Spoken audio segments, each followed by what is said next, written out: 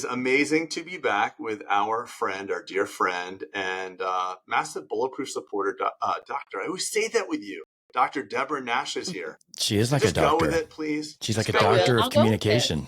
You're a doctor, yeah. Is that okay? I have enough education to have a PhD, but let's just go with it. Can I say something? If you don't know who Debra Nash is, you must have been living under a coconut tree at this point. So you, Debra, I think you spoke at our summit, and I mean, shoot, you've been involved in my career. I've known you my entire career, even by proxy. I've known you my career. I've read your articles. And so I called you the OG of dentistry because you've just been around it so much, and you're married to one of the most, prominent cosmetic dentists of our time, Dr. Ross Nash. Yeah. Another doctor. Yeah. Another doctor. And and even for an old guy sitting in the back of the room, you were giving tips and pearls of me saying, I was nudging Craig saying, man, if I had just implemented that one line she just said, I would have made millions of dollars more in my career. So you have a lot of the keys to unlock success for dentists. And I love that you're a part kind of, you're leaning into the Bulletproof community now. So thank you. Oh, you're welcome. It's a pleasure. It's an honor.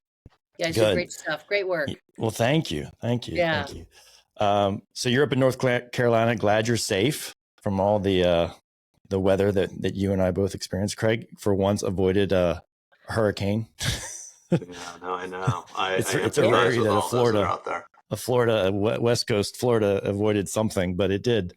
Yeah, crazy where it hit, huh? It's crazy. It is. It really is. Yeah, it's sad. It's sad. You were pointing out, Debra, just before you hit record, that there's some disaster relief potentially. Can you direct some of our listeners on what to do or what you heard? For doctors who have lost their practice or they're not able to practice because they're out of power. I have a client in Dunedin, Florida, who hasn't had power. So there is a disaster relief that they can apply for. Their teams can apply for unemployment for disaster relief. It's another category.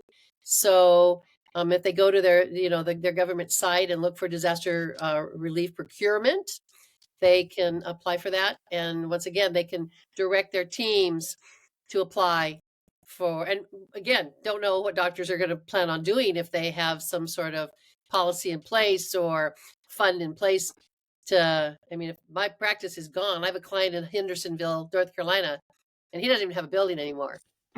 So is that federal aid or is that state by state? Federal aid. It's federal. Okay. That really saddens me. I absolutely love Hendersonville. It's one of my favorite cities in that area. It's so unfortunate. And unfortunately, no one's talking about it, which is really bothersome. But anyway, that's a whole other subject. This is also a good reminder for those that were not hit by this. The time to prepare for disasters like this is when you don't have a disaster. So things like business interruption insurance, that type of thing, having a line of credit, banks are like, they'll give you money when you don't need it. There's a famous saying, banks are like, they'll give you an umbrella when it's not raining, but the minute it starts raining, they'll ask for the umbrella back. So get your line of credit with a bank now, because those types of things are just easy and there's closing costs, but if you don't use it, you don't pay for it. So business interruption insurance, line of credit, every business owner should have that. And also make sure that you have got your business backed up, because even though these servers were probably OSHA compliant and off the ground, that they were not off the ground, tall enough.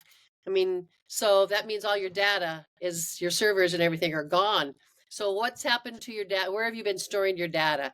So doctors should be sure they have got data storage, in a cloud somewhere, because even, fortunately, that's when we talk about technology. If I'm cloud-based, I'm good.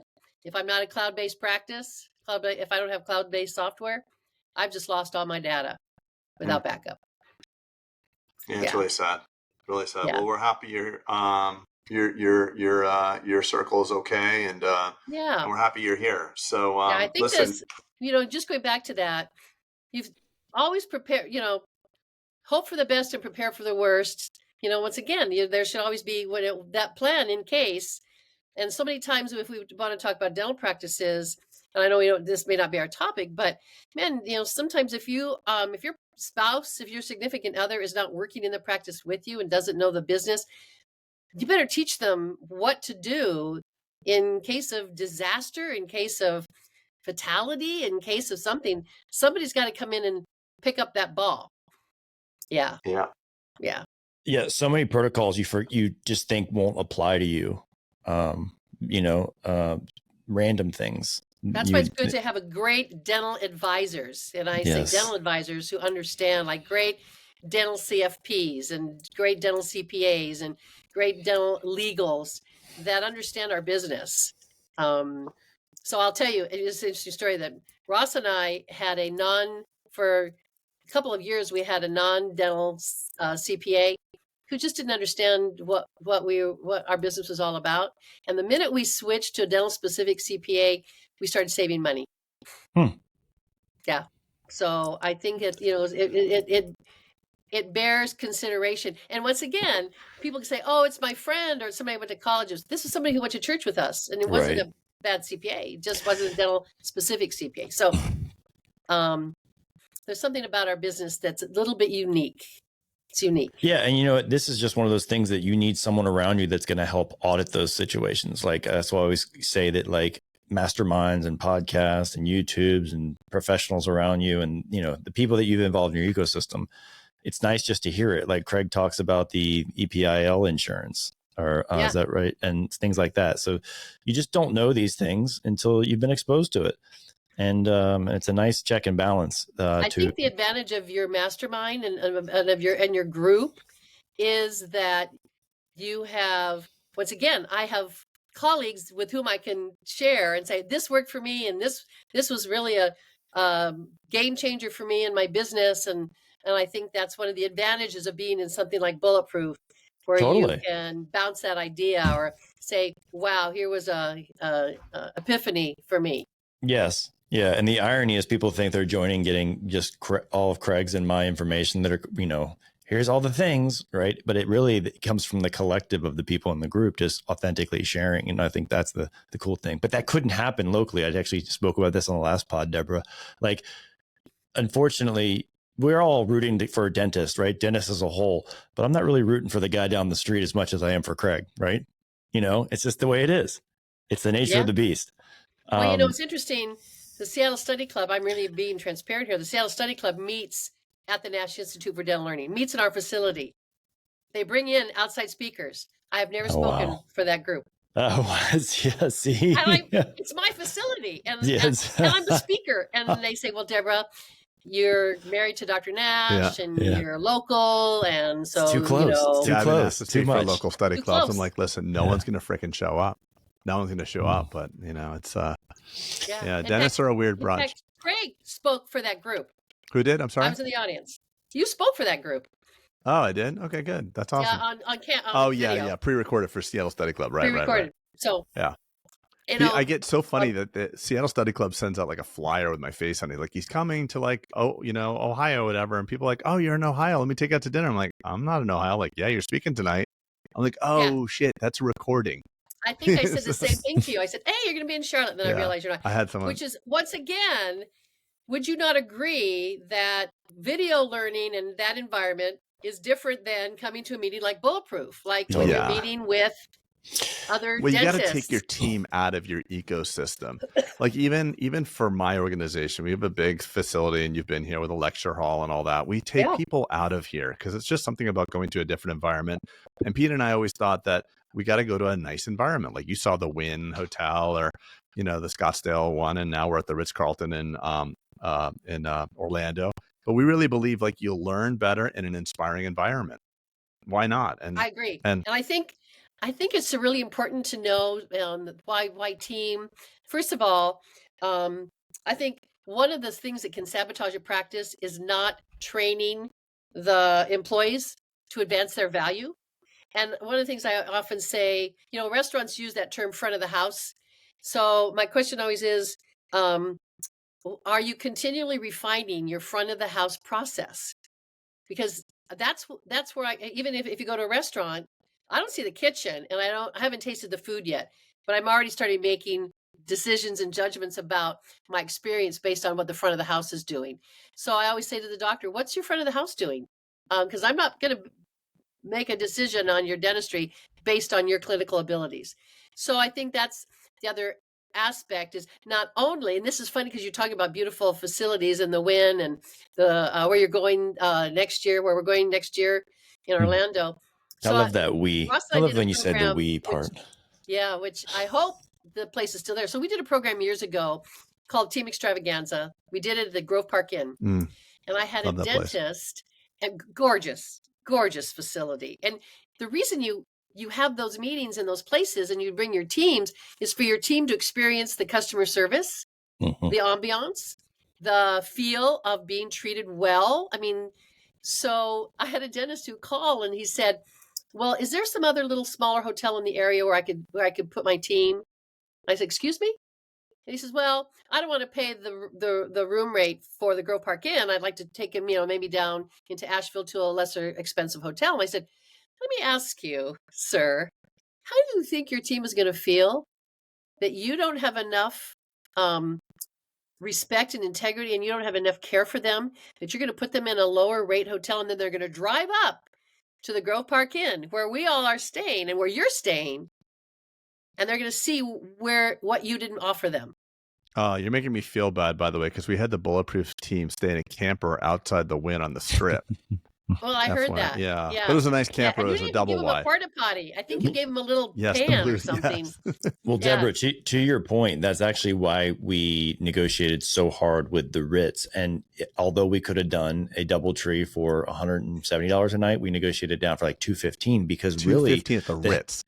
So the halo effect of being able to go to education, get your team aligned, but at the same time, like you're saying, get experience for front of house protocol. Right. Front of house protocol. And that is, you can't replace that. Not to mention that it looks like a reward. It's a retreat. Like, you're getting all the things that you want. And so that's why we pushed so hard. And honestly, we got them down to $215, which we couldn't believe. We were like, we couldn't sign that document fast enough. Yeah. I was like, well, I think it's also important. I always tell doctors, man, if you want to do a great team training, take your team to fine dining, take them to a restaurant and say, okay, and then come back and say, what did we learn from that experience? And I tell a story, I think I even told it this last year at Bulletproof, that, there's 5 steakhouses within 5 miles of my house, but there's one that is 2 months wait list to get in, unless you know somebody. But they make you, the minute you pull up, I don't care if you're in a Kia or a Bentley, the minute you pull up to that restaurant, you feel like you're on the red carpet. You feel so important. And at the end of the meal, you talk about this whole experience, the server hands you a business card and says, it was a pleasure serving your group tonight. I'd eat that and crap I hope up. that the next time you come in, you ask for me. Now, I was in an office and one of the team members said, we really don't have business cards. We stopped ordering them for the team. And I said, why? And they said, because they sat in a drawer. They didn't know how to use them. So instead of learning how to use them, they just stopped ordering them.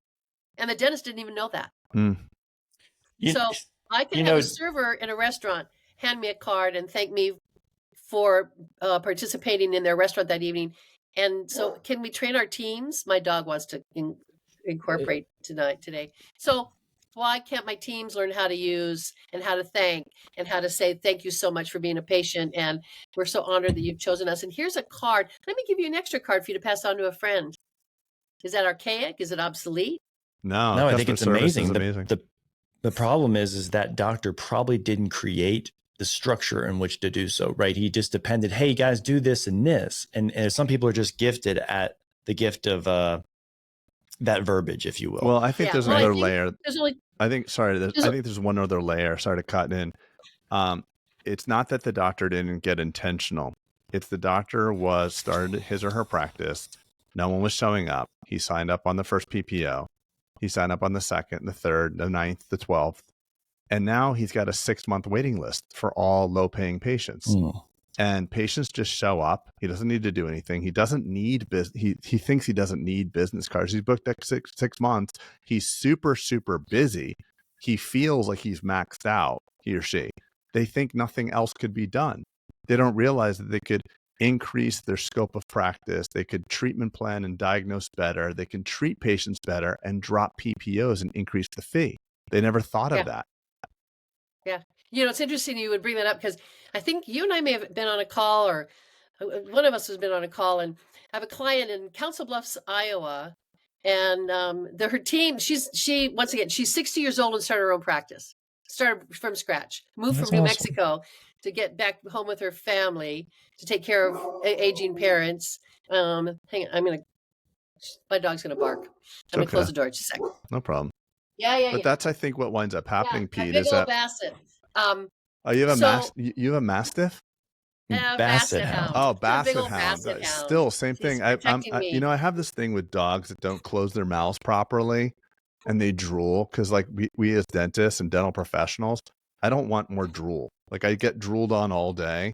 The last thing I want is like that Basset Hound shaking and like a big honker of. Oh, my dog doesn't drool, but she's got wet ears. Yeah, but you got to show me. You got to show me the way the commissures of your Basset Hound close, so I can.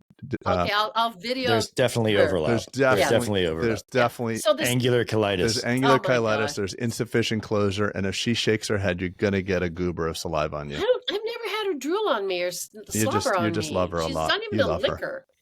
Okay, go Deborah, on. This is where I stop the conversation and divert us back on track with. I know. So she started a practice. She just did what you just described. She signed up for all the PPOs. She signed up for everything. She's booked till December. She's not making any money. So her team says, well, we're different, and we're in an area, we're in a low income area, and our patients are different, and our practice is different, and nobody's going to accept a fee for service practice. So the dentist is listening to that. Well, I'm pulling away from her office and I take a left-hand turn to get on the freeway. And right there on that corner is a Tesla dealership. Uh-huh. So I went back and I said, Doctor, there's a Tesla dealership 2 blocks from your office. Did they take PPOs for their cars? Yep. Do you don't think that a Tesla dealership did market research to determine that they would be able to sell cars 2 blocks from your office, and there's no insurance for them to buy a Tesla? So how come their customers are different than yours? And how do you tap into those customers, those Tesla customers? What do you do? You don't have room for those Tesla customers now because you're booked with all these other customers. So you've got to divest yourself from some of these other types of patients so that you have room for the Tesla customer. And by the way, just to add on top of what you just said, that's the one approach. And the problem is dentists always take the one size fits all approach. There is a reason to take dental insurance if you're that solo doc and you're completely slammed and you're booked 6 weeks or 6 months or whatever it is, but you have a plan to add an associate. You might not want to drop the insurance 2 months prior to adding that associate. So we coach some mastermind clients. There's one that's coming to my mind in particular. He was gearing up for an associate. He hired the, kick the PPO's ass or whatever the company is. I have no idea what those companies are. And what did he do? He dropped all the PPOs and then a month later add the associate. A month after that, let the associate go. So again, I think it's great if you're a solo provider and you're booked up and your goal is to just maximize your own butts in the chair. Different approach than if you're an entrepreneurial minded dentist and you want to add associate 1, 2, 3, 4 and grow a business. Just throwing it out there. But here's what you also have to think about. For example, so you also have to take a look at your facility. Do I have the capacity? If I have 5 operatories and I have 2 doctors and a hygienist, that's now 3 operatories. If I have 1 doctor and a hygienist, I have 5 ops. Do I have the facility for another associate? Where am I going to put this other body? So I think they also have to consider, am I going to drop my time? Do I have a chair for another body? Debra, I'm going to give you a story and then I'm going to ask for the question at the end of a finite answer for you. So I had a trainer once and he was highly regarded in the gym and he would rely on me for business advice, right? He was getting his book of business all done. He's like, man, I am fully booked at $75 an hour, right? And he came to me super proud. He's like, dude, you'll never guess. And I looked at him and I was like, you idiot, what are you doing? He's like, what do you mean? I'm fully booked out. I said, yeah, but you didn't leave room for $100 clients and $125 clients, right? So my question to you in the analog of dentistry, where would you see, for the example of Council Bluffs, Iowa, where would you see the appropriate ratio of someone who's going to get titrate off of insurance? How do you then create some blocks in the schedule, and at what ratio of your schedule, maybe of your week, to account for the Tesla patient coming in? Right? Because you got to have some bandwidth to then start titrating down out of insurance. And I think everyone's quest should be out of insurance, quite honestly. I mean, insurance serves a place, but to Craig's point, it serves a place when you're starting out.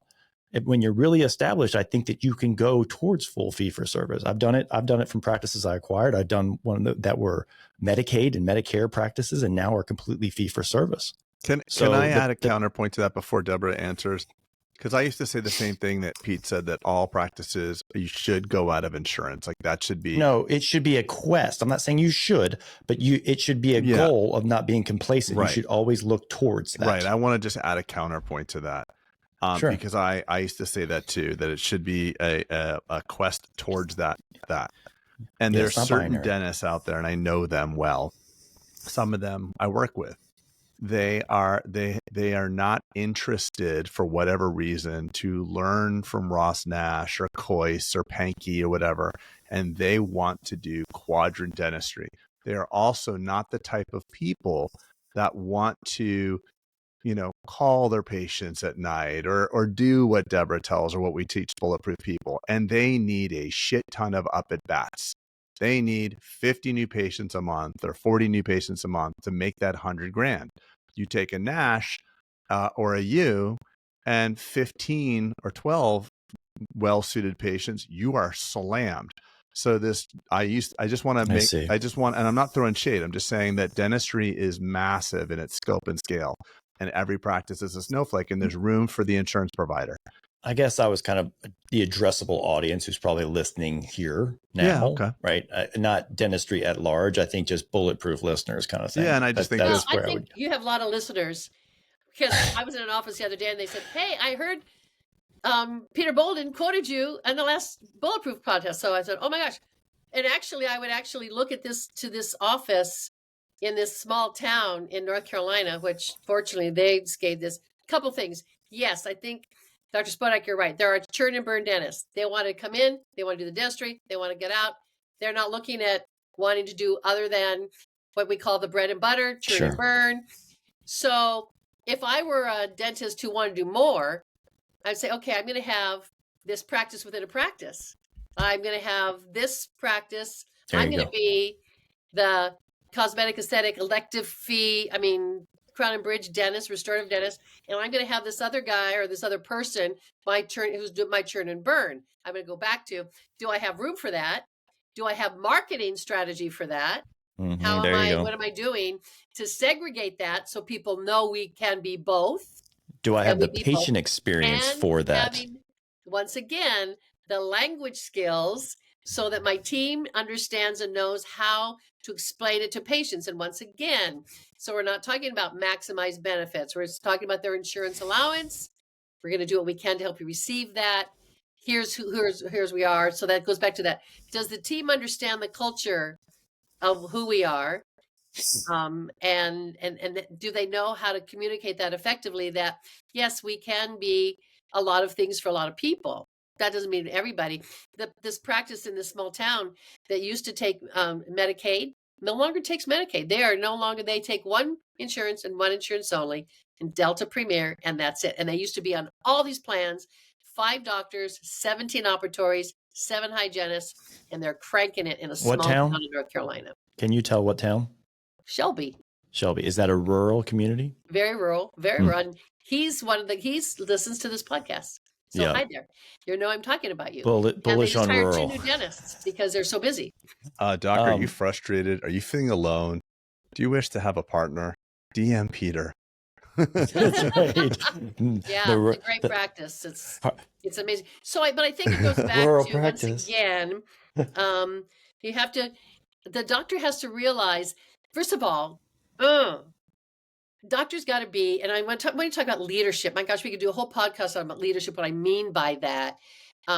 so many doctors give their power away to a strong manager without even realizing it. That, when a team member says, no, we can't do that, or no, our patients are different, or no, that won't work here. And the doctor succumbs and says, oh, okay, well, you must be right. And it's like, man, doctor, it's your practice. I would say at the end of the day,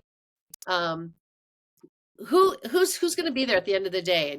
And there's always this conversation in my audiences that the patients are aligned closer to the hygienist than the doctor. And I said, that isn't right. Don't be proud of that.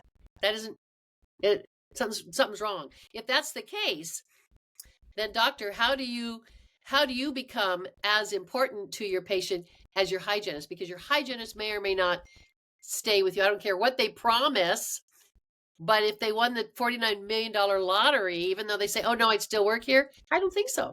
Well, okay. So how do you, let's talk tactically for a second. How do you, without getting into, hey, how was your trip to Disney World, and like really being engaged? And for those of us who don't love small chat and are introverted, like how do you become the favorite in the practice, not the hygienist? You have to be careful about, once again, you've heard me say this, both of you, any strength taken to excess becomes a weakness, and small chat could be hurting you, not helping you. So my analogous story is from my former husband. I don't want to call him ex because it makes him sound icky, and he's not. But he called me one day and said, hey, I'm going to dispute, and I think his tennis. He said, I'm going to dispute my recall bill. And I said, why? He said, would you walk me through some language skills? Because I'm going to dispute my recall bill. And I said, why? He says, well, I got charged for a recall exam. And I said, well, did he come in the room and did he put some little pointy instruments in your hand, in your mouth? And he said, yeah. He said, but he didn't talk to me about dentistry. He asked me about you and Ross. He asked me about my work. He said, it was a social visit. Interesting. He said, we didn't talk teeth. What is his job? What was your husband's job? A lawyer. Huh? He's a lawyer. He was an engineer. He's in the film industry. He was working on a Van Sant film. Got it. So he does have a very interesting, an interesting job. However, he said, why am I paying $130 for a social visit? Interesting. Uh-huh. No one ever accused me of that, by the way. Any strength taken to excess becomes weakness. And ever since Ross heard me say that, he said, Debra, I'm going to be honest with you. I absolutely have totally changed the way I now go into recare patients, because I understand that they want me to know that they have kittens and they went, they do, but they came from my clinical expertise. That's why they're here. Yeah. Same thing for an align, by the way. I want to give a little tidbit for aligners.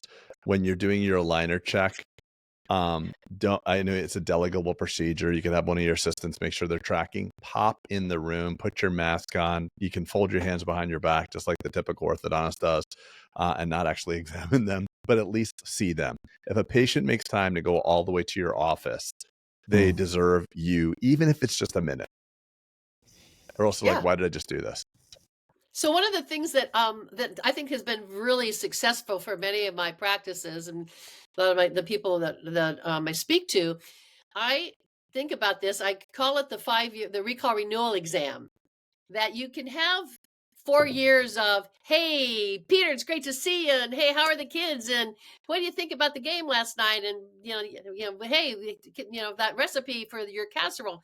But about once every 5 years, you need to slow down and stop and say, okay, you know what, here's where you were when you came to our practice. It's time for us to regroup and revisit, talk about where you were, where you are, and where we're going. So that goes back to that magic question that the hygienist asks.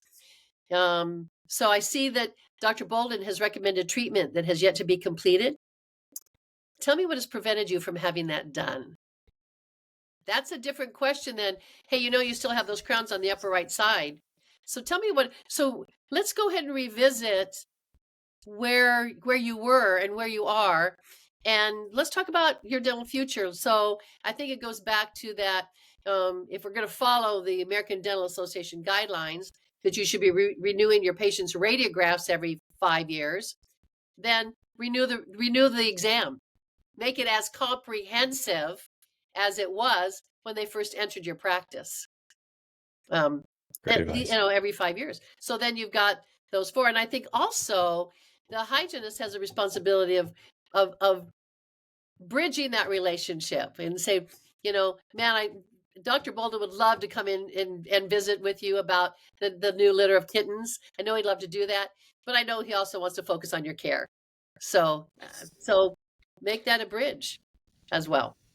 I want to just go back to Peter's question, Deborah, about the fee-for-service blocks, because as a hybrid PPO practice, meaning we have doctors here that are fully dependent on insurance and doctors that are fee-for-service. And I have a unique purview, and I always say this in the pod, but I'll say it for your ears, that I've seen 20 or more different doctors work in this organization, same office, same culture, same patient base.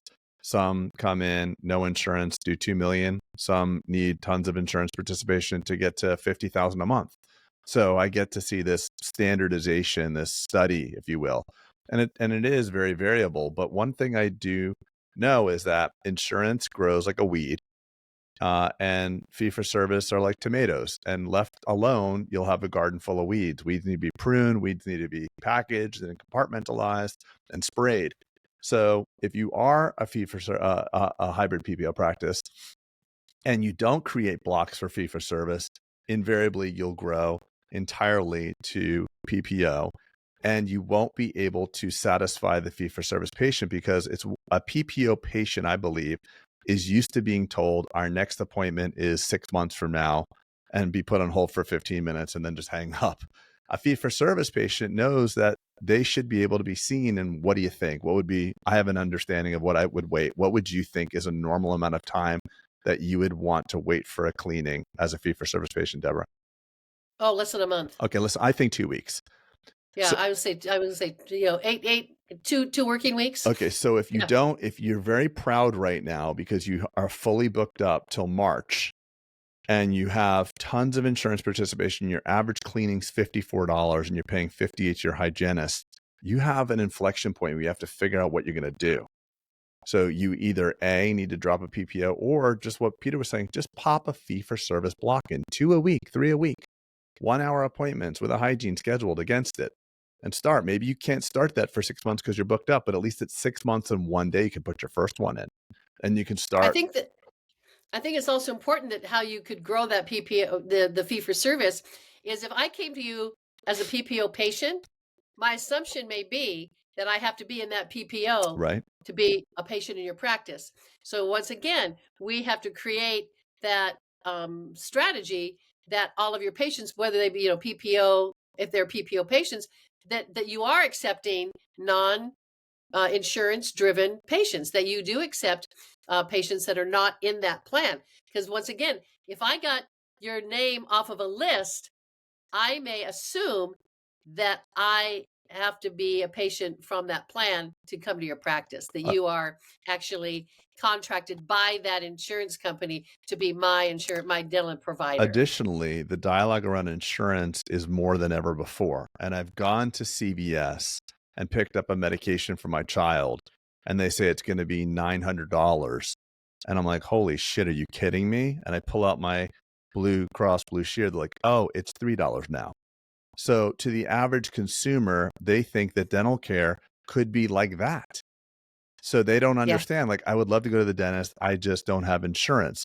Well, geez, your iPhone is more than your routine dental care. Your hair appointments, your gas, everything, every commodity in your life, your milk, the amount of milk you buy is more than your dental care for a healthy patient. But there's there's an understanding or a narrative. I cannot get dental care because I don't have insurance. I've heard that from wealthy people because they've all gone to CVS and seen what the difference is in healthcare. A bypass without insurance is $1 million, and with insurance, it's a $5 copay or whatever. I'm being hyperbolic, but we're trained for that. I also think, once again, that there is languaging. Go ahead and answer. It might be something good. Can we loop that in? Can just see who it is. It was my husband. Oh, that would be fun. Can we loop him in? It's like friend of the pod. Yeah. It's like if Elon Musk calls you, loop him in. I can do that from my end, Deborah. Did I tell you about the time Donald Trump called when I was on doing a program with Larry Rosenthal? No, that's pretty awesome. Can you get him on the phone now? I was on the podium, and Larry had arranged for Donald Trump to call in during his presentation, but we were running behind. because we were working with Larry Rosenthal. And I didn't realize, I thought it was a joke. I thought it was a joke. It was actually really Donald Trump. But there's a whole lot of story about Donald Trump calling Ross to do his dentistry as well. So I've heard you're great. Some say no, I'm great too. No, Larry'd be like, what are you doing? Just get your teeth done. This is ridiculous. Get your teeth. I remember this story. Yeah. Right? He literally like shamed him into doing his teeth. Back to also, I'm going to go back to this PPO and this insurance belief situation, because sometimes I hear treatment coordinators, hygienists, dental assistants say, and dentists, I'd really like to do this for you, but your insurance is only going to pay $1,000.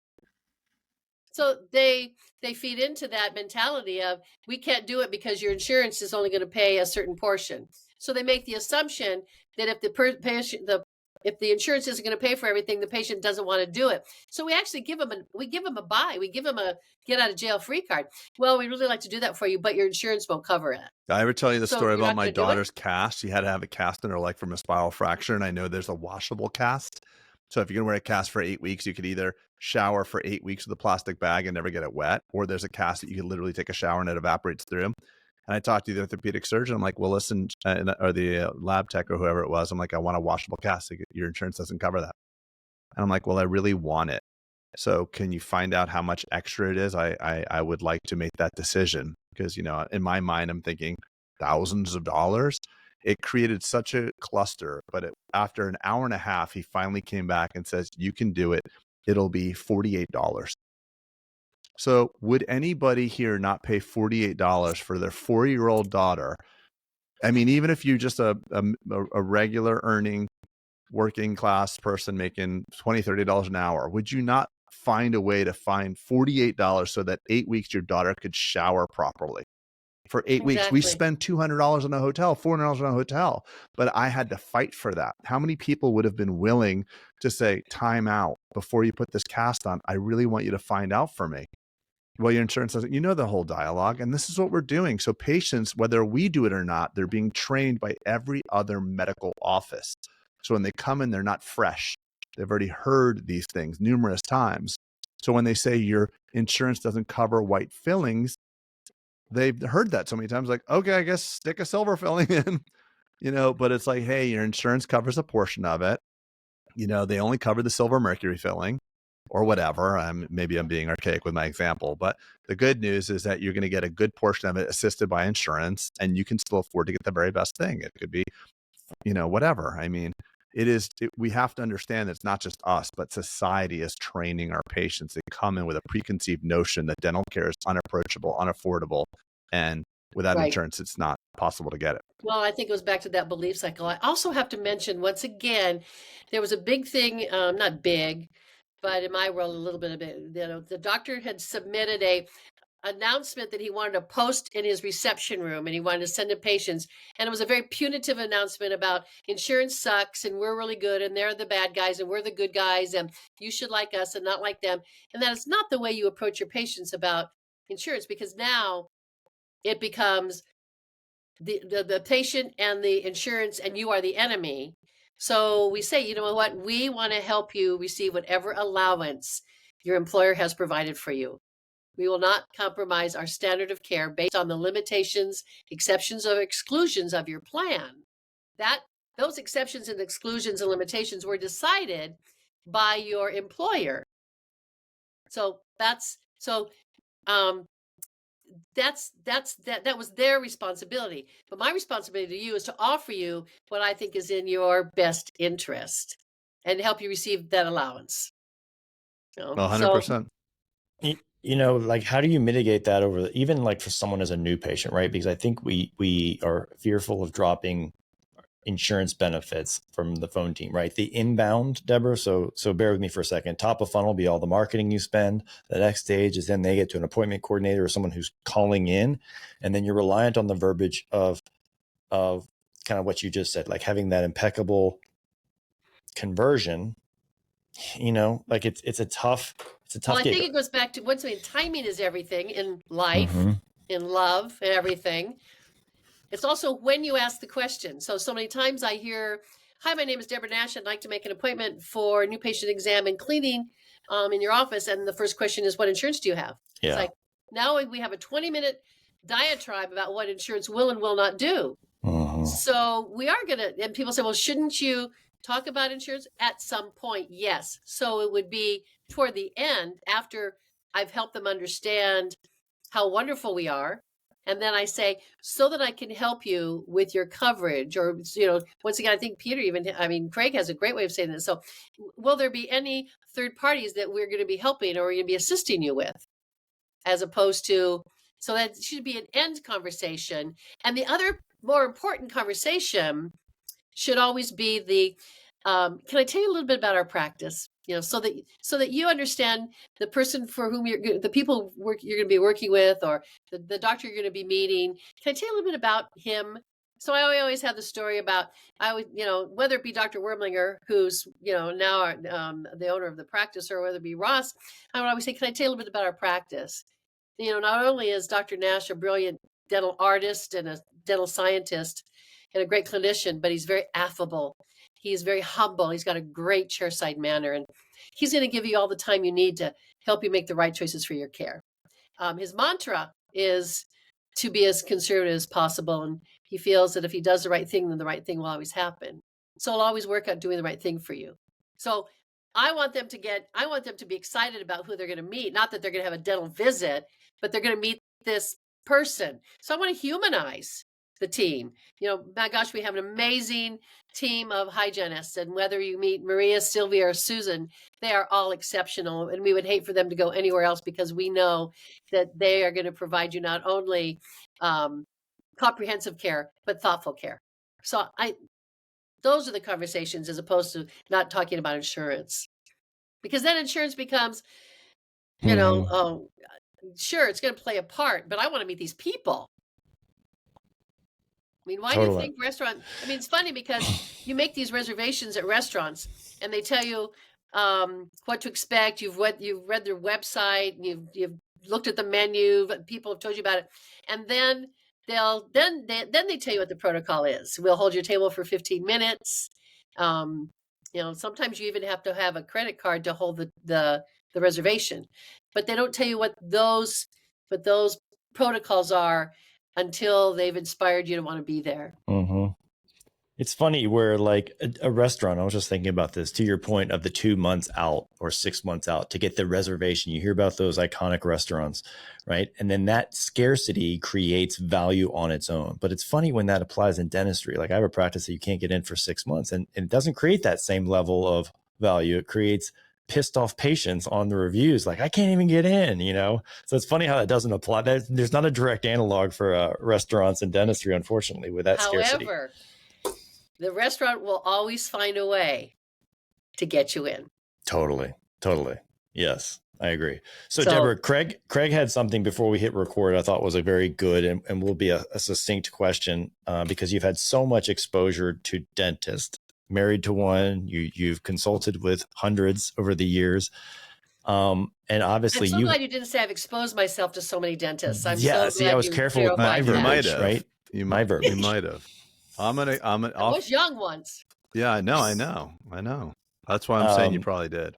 We'll talk offline about this. That's Debra after dark. I really want to. I want to have that. Debra after cocktails. About the wet t-shirt contest interlingual. You always That's talk another about story. that. Yeah, we're gonna do another wet t-shirt contest in Orlando. The Ritz will like that.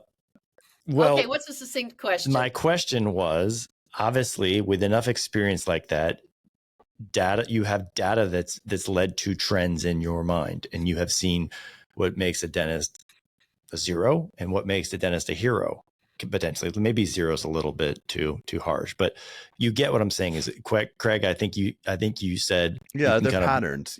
Everybody. You can walk in and be like, this practice smells very successful, right? Or you walk in, and you're like, oh, this is going to take some work. This is not. And you've also canceled some clients, so because they have not either been compliant or just it wasn't a good fit.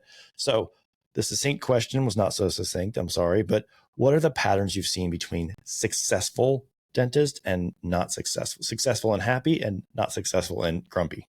It's interesting that the question is that, your patients, like me, come in with their senses very acute. They're looking for every sign that they made the right decision, and they sense fear, just like an animal. They also sense, they can tell if the team if the team loves the dentist, they're going to love the dentist. And I think that doctors who model behavior, if doctors are passionate and committed, and we talk about if they are persistent and they persevere and they're committed, then they inspire their team.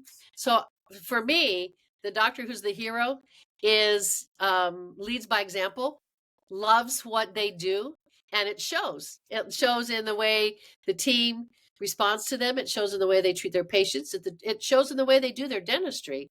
It shows in how the team responds to the dentist, then and also in terms of response to the patient. Because if my dentist doesn't love what they do, they're going to wear that every day. They're going to come in and they're not going to be glad they're there. So I would say to the doctor, if you want your team to cheer about you, give them something to cheer about. So, some doctors say, boy, my team doesn't refer. Well, gee, that would be a question I would ask. Why don't you refer your friends? Why isn't your family coming here? That's a problem. There's something wrong there. So don't avoid that. We were talking about this, that I was doing a program, and the person at the front desk, the person in the front row actually was a Bulletproof attendee. Person in the front row who works for this group, works at one of the locations, doesn't go to that office for their dental care. That's a sign for me.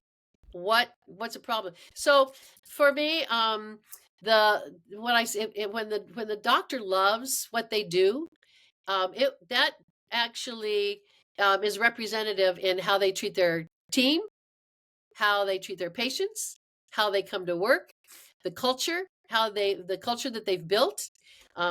Culture is palpable, and I think that your patients can sense that. So I think the hero practice has a very loving culture, and what is it? Benjamin Franklin said, "The head of the fish always smells first." So what's the doctor bringing? What's the doctor bringing in? So look, as we all know in dentistry, and you've been involved enough, knows that not our entire profession loves what they do, right? And maybe they love the dentistry, but they get disenchanted by all the things around that, maybe team drama or payroll or marketing or whatever it is. So so that is a drain, right? That grinds you over the years. So how do you, I get it when the example of the hero, I love what I do and I love my team, I love my patients, and it's all sunshine and roses. But talk to me about some tactical things where there's someone who has maybe been ground down a little bit now, right? Is 15 years into their career and they've got some battle, it's easy to be great when you love what you do, Debra, is where I'm going with that, right? Because everything's like, I'm so blessed to be here. And so what are some tips when you've had life hit you potentially?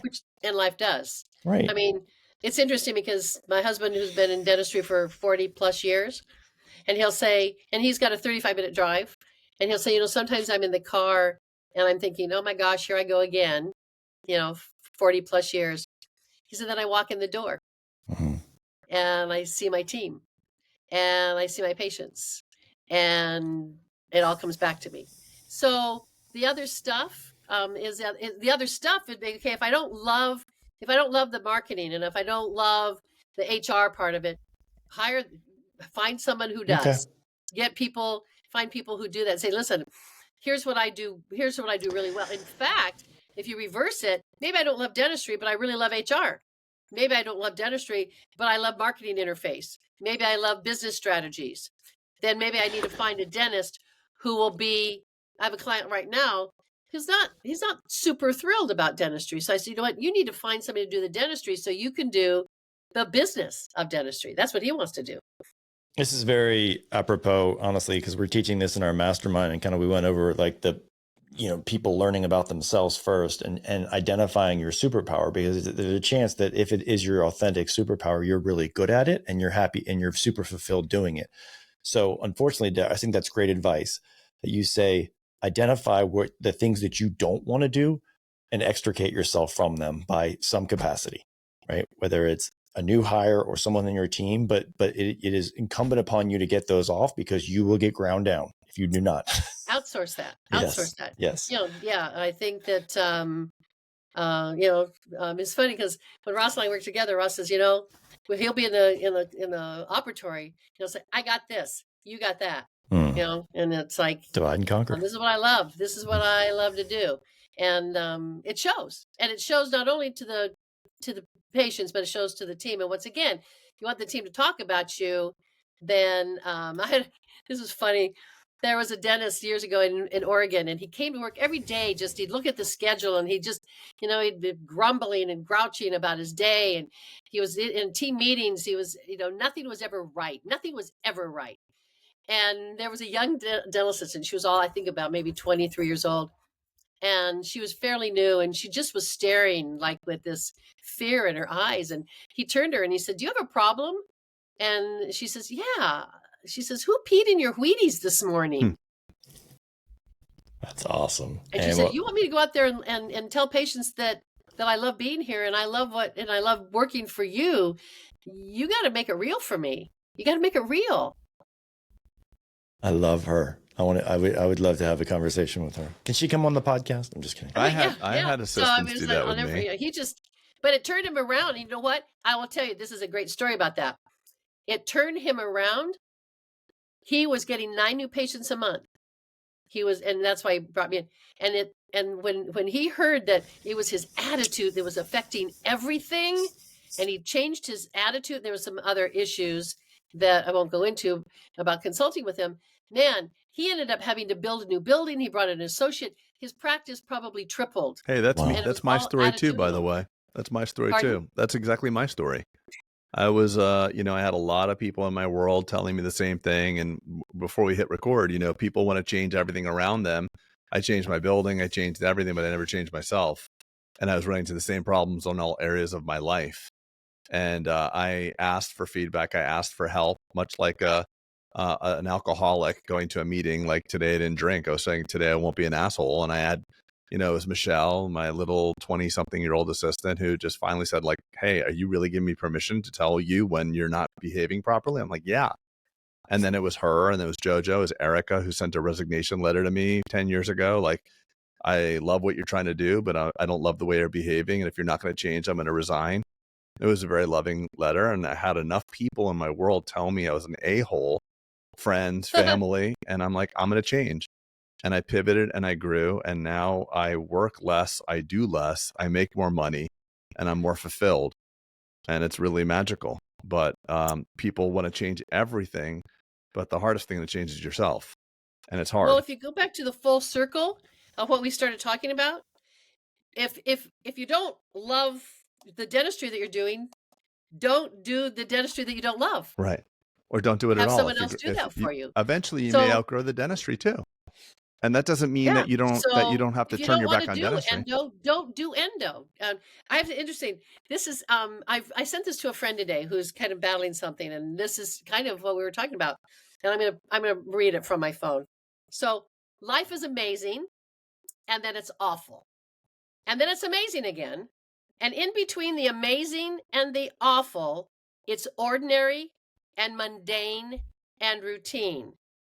Breathe in the amazing, hold on through the awful, relax and exhale during the ordinary. That's just living, heartbreaking, soul healing, amazing, awful, ordinary life. And it's breathtakingly beautiful. Amen. Life, wouldn't it be great if every day, every patient was perfect? Once again, Ross would probably kill me. He's downstairs now, whatever his call was about. He had a patient, he redid her veneers twice. She's gone somewhere else, and that person, she has moved out of the area, and that dentist has told her that she would absolutely not have done that. She would not have given him, that patient, that results. So now she's not happy. He has to deal with this, It's not every day that the patients are kissing him and hugging him and bringing him wine and roses and telling him he's a genius. That's part of it. It's one of the lab techs said to Ross one day, it's a game we chose to play. But it beats the alternative, not having a game to play. Totally. Totally. And a lot of my big business friends, by the way, just to bring it to bigger things, they always say some days are selling days and some days are like, this is amazing. So it's going to be normal days that you just wake up and you're like, this really sucks and I need to sell it. But don't make a long-term decision on an emotional response.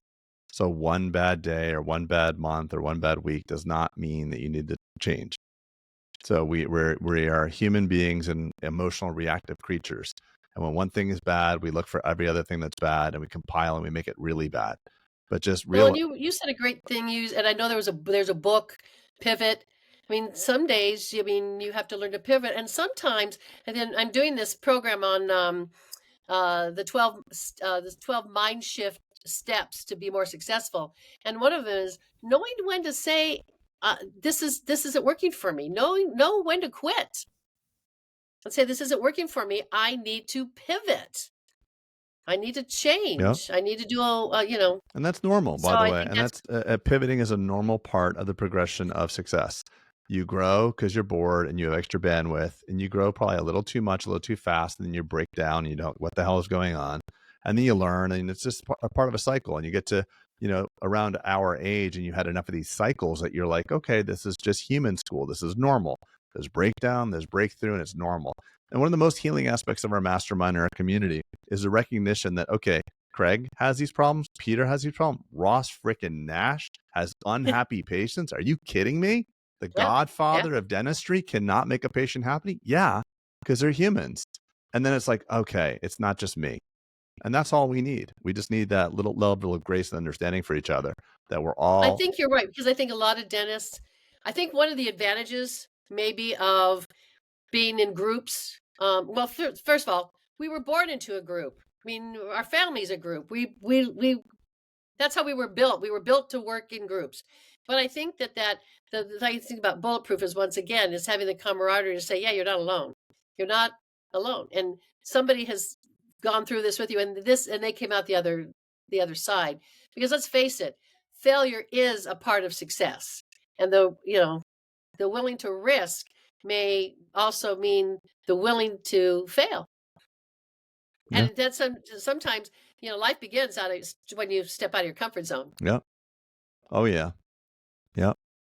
Yeah. That's what we know from our children and from... But we also know, too, that dentistry is an isolationist kind of... It trends towards isolation, meaning you live kind of... You make your own decisions, especially if you're a solo practitioner. You're making diagnoses by yourself. No one, you're not sharing the core problems of your business with your team, and you're not sharing them with your wife or your family or your husband. So you trend towards more and more isolation.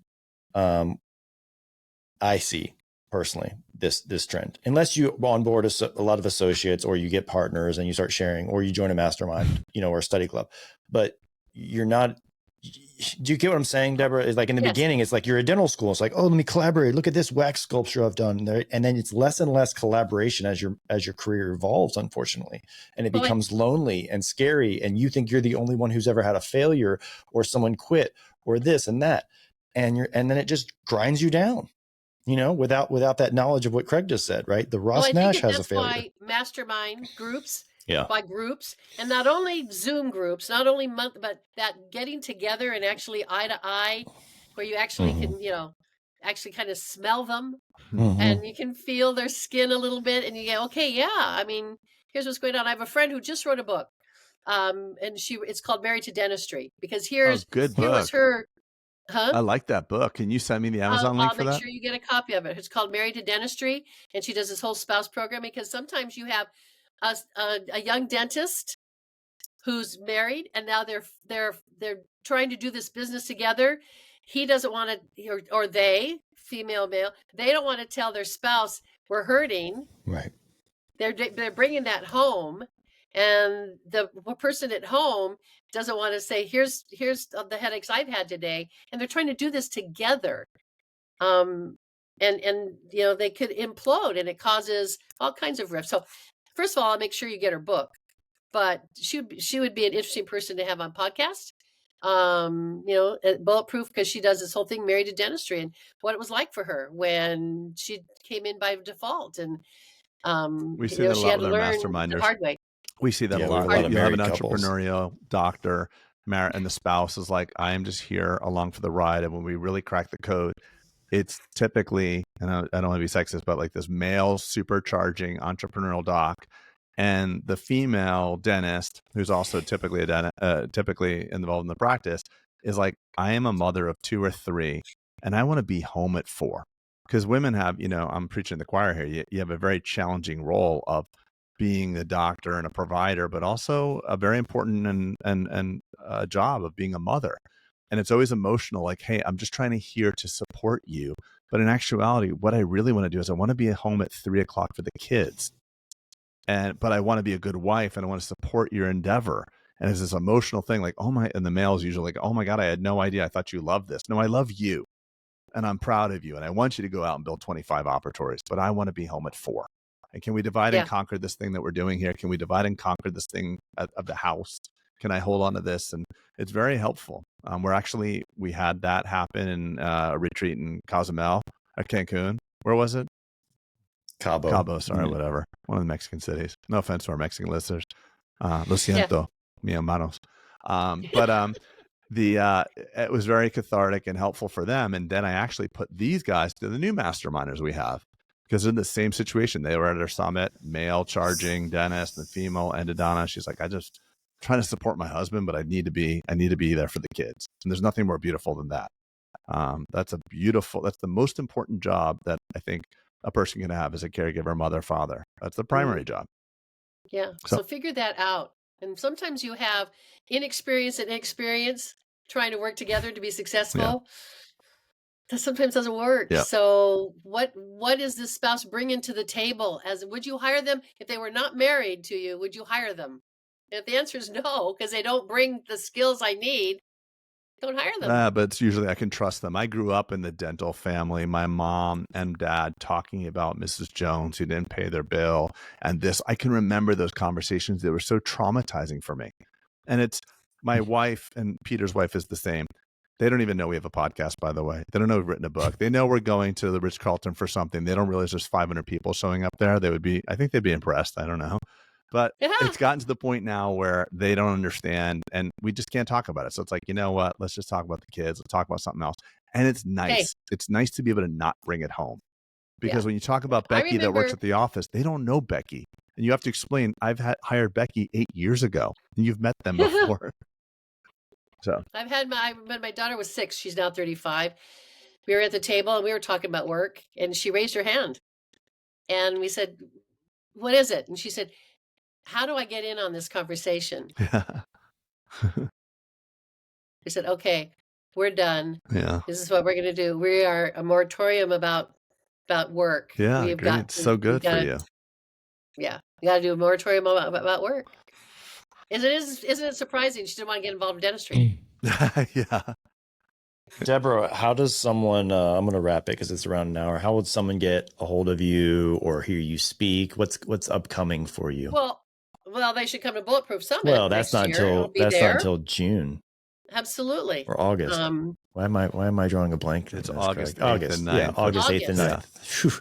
Yeah, in Orlando. So that's not until August, even worse. So they can't bear to not hear you until then. So where would they could hear me. I mean, they could reach out to me on my they could go to my website, which is Debra Engelhardt-Nash. Got it. And reach out to me. There's also some free articles and things that they can approach to me. They can call me on my cell phone. Oh, wow. I don't have a meter on that.